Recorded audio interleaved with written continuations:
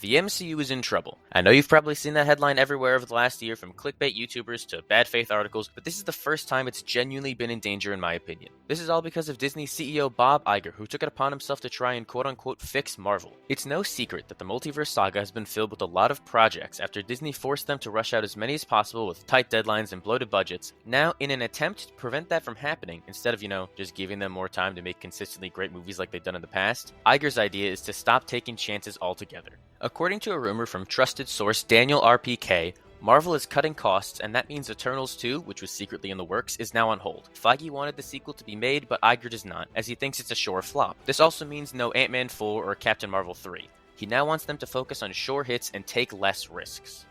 If you know me, I'm an MCU optimist, but this is the most concerning piece of news I've heard about the franchise in a while. Recently, it's been clear that Iger has been trying to make changes for Marvel Studios. They've been trying to cut down on spending, which is a good thing. Not every movie needs to be $200+ million. You'll never make a profit that way. And then just last week, he made a point that superhero movie fatigue doesn't exist, just bad movie fatigue, which is actually something I agree with. If you simply just make great movies with unique concepts, people will come and see them. But now with the mentality that comes from RPK's rumor, it's clear that he's learning the wrong lessons from projects that have underwhelmed the studio. If Iger gets his way, this will surely lead to the overall quality of the movies getting worse. Things are going to become much more formulaic than ever without taking risks, something that the studio was founded on. Iron Man, the movie that kicked off the entire MCU, was the biggest risk the studio has ever taken. It was about a pretty unknown character at the time, and Marvel Studios bet everything on it. If the movie failed, it would have lost the rights to all their characters and the company would have gone bankrupt.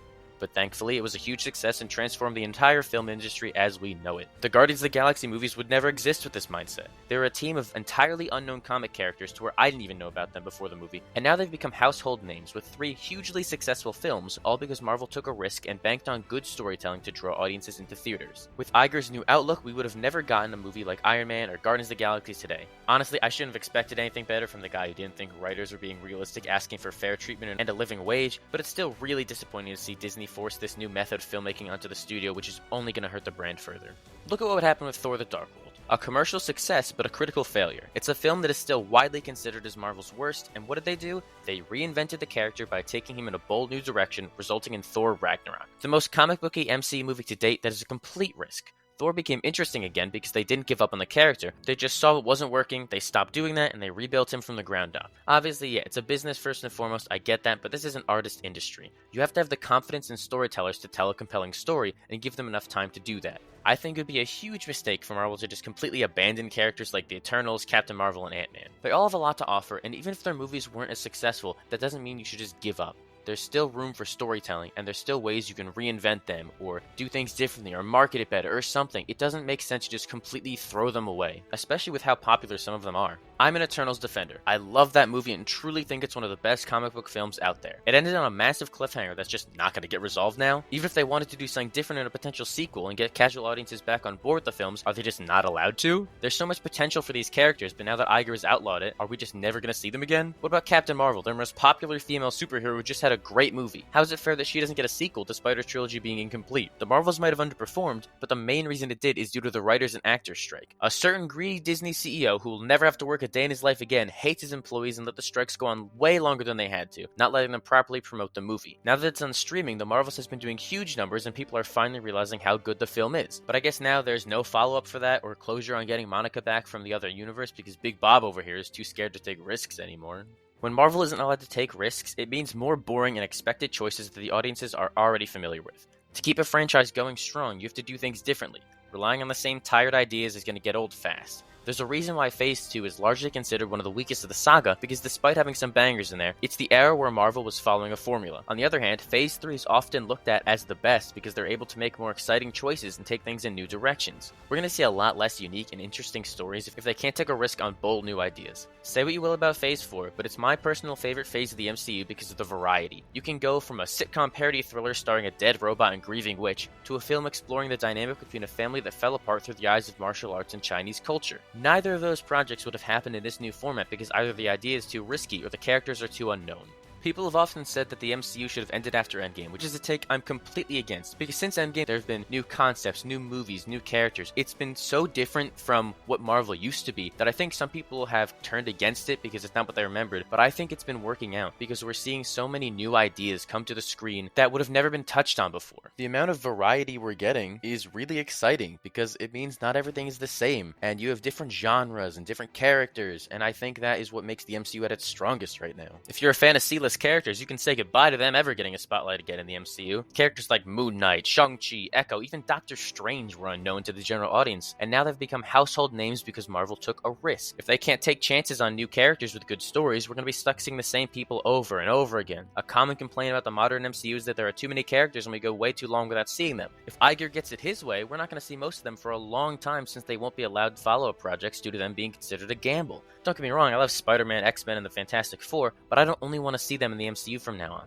That would be so boring. I want to see new characters and different stories and different environments, different time periods. I want variety. I want there to be a range between the Marvel projects, between different levels of the universe, where some things are a bit cosmic, some things are really grounded. I don't want to see the same reliable characters that we're used to, because that's just so dull. I love seeing those characters, and I'm really excited for their future in the MCU, but I also like all the other characters they've been introducing. It's been so refreshing to have such a wide assortment of characters from all different walks of life, with different powers and different backgrounds, and I really want Marvel to be able to focus on that. I don't want to just be stuck with the same thing over and over again. I don't understand how they could look at this and say, yeah, that's a good idea. Audiences surely won't get tired of seeing the same things over and over again. If we put aside the art for a second, that's just not how business works. You're going to drive people away if you only give them the same thing over and over again. Marvel got this critique time and time again when people said, oh, it's getting stale. And then what did they do? They changed the formula up. They added in new elements. They added in new characters. It's benefited them, in my opinion, because now there's something for everybody. You have different genres. You have different topics being discussed, like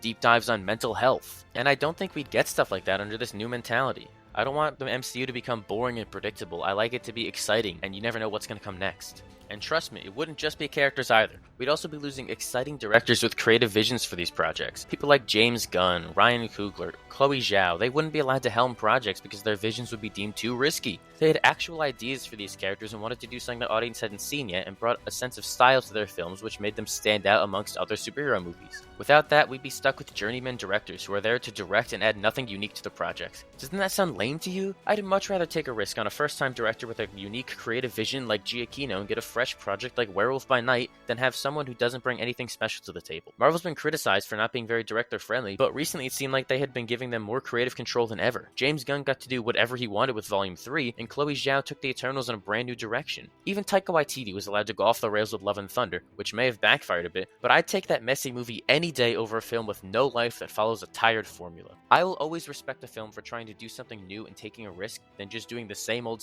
that we've already seen.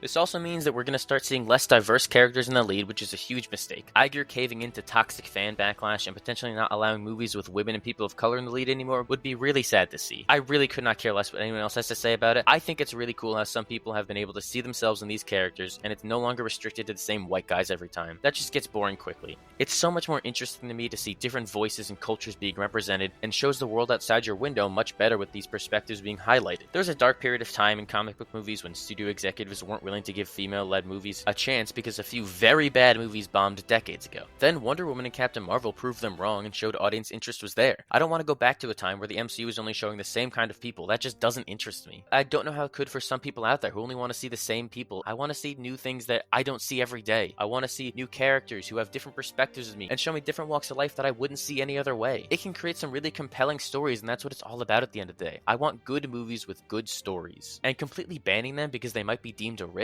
is a horrible idea. There should never be a time where you're actively outlawing creative storytelling. It's incredibly concerning to see this new mindset being forced upon the studio. It's clearly something that Feige isn't a fan of either, as the last time this happened to him, he nearly ended up quitting the company. Placing restrictions on art and not permitting creatives to make something new is only going to hurt Marvel. It stifles creativity and forces a formula on the films that dooms them from the start. If one thing's been proved over the last few years, audiences are tired of seeing the same old kind of superhero movie that they have for 20 years now. It's why a movie like Quantumania failed, because it didn't do anything we haven't seen before. But that doesn't mean it's time to give up. The MCU was built on taking risk after risk until they all all paid off and could afford to get more creative with things. I don't have an interest in an MCU where everything is homogenous and led by the same reliable people time and time again. I really hope this rumor is wrong and Feige is able to get what he wants despite Iger's insistence on making things worse, because this is a franchise that means a lot to me and it would suck to see it die slowly like this.